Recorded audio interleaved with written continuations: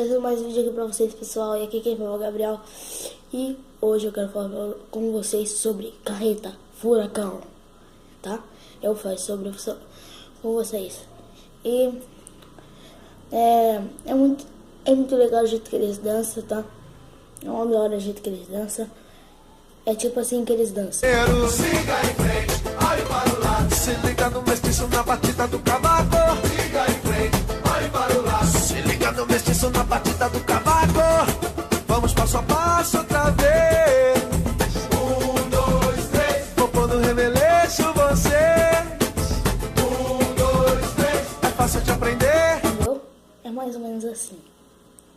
Tá? É mais ou menos assim que eles tchaco, né? Dá aquela dancinha deles. Beleza? E também é muito engraçado do jeito que eles dançam. Coloco como é que é, né? Já. Aí vai. Morreu. E morreu. É tipo assim. Eles começam a sair. E morrem.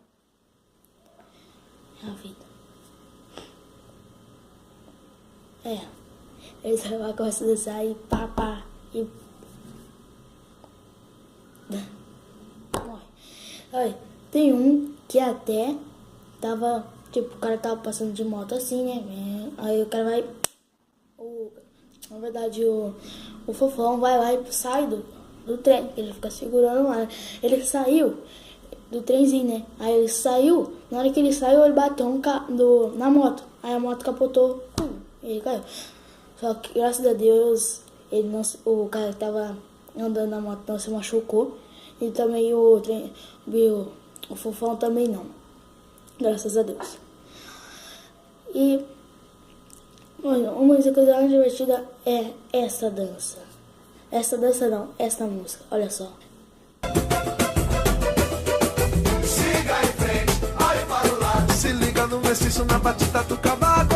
Siga em frente, olhe para o lado. Se liga no mestiço na batida do cavaco.